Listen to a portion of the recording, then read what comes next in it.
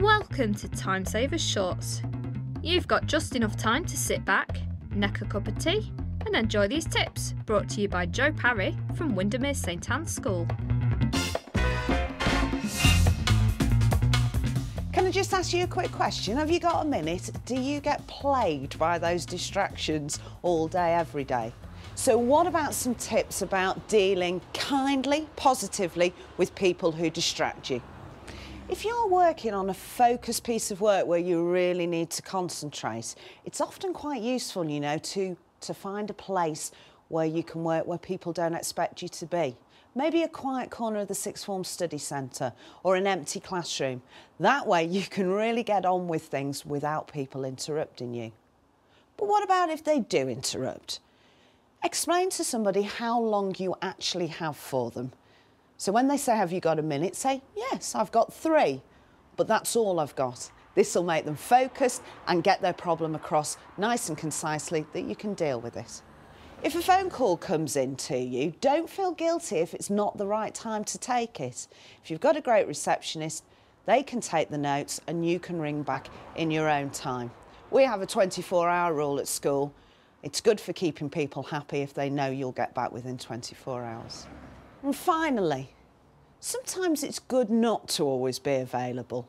Sometimes it's good for your colleagues to know that they can't interrupt you. The problem is, if they interrupt and you always answer their questions, they're always going to expect that type of behaviour from you. When somebody comes in, just occasionally, you might want to say, do you know, now's not a good time, but I'll see you later. That's a good message to get out to your colleagues. Have one day every single week where you finish at an allocated time and go out and do something nice. It'll make you a much better teacher the next day. Hi Les. Hello. As our superb drama teacher at Windermere St Anne's, I know how hard you work and how multifaceted you have to be. Do you tend to find that time runs out for you on occasions and maybe you don't spend as much time at home as you'd like to? Yeah, I mean, that is the case, depending on the actual project or the production. Extra times, you know, you have to put the extra time in order to reach the quality for the show. I know that you're a consummate professional and it's important to you, your students are really important, but you're also very important, and to be great at what you do also need to look after you. Do you have trouble saying no to things? I'm not afraid of a challenge. I do like a challenge. I think that's healthy in my teaching. I've got to have the challenge there to keep my spontaneity and my enthusiasm alive. When it's necessary, I will say no, or I will just go to people and ask for the help.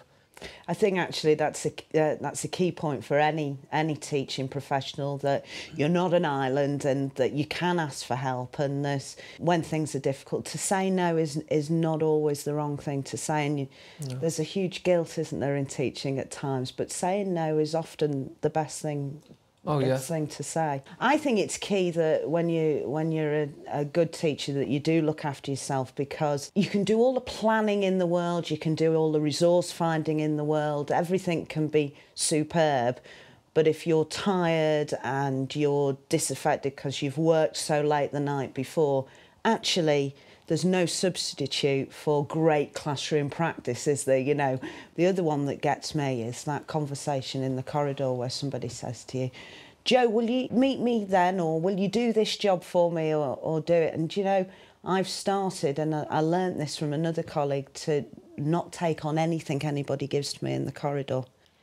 I claim insanity and say it's because I'm getting old and that I won't remember it, and will they drop me a line?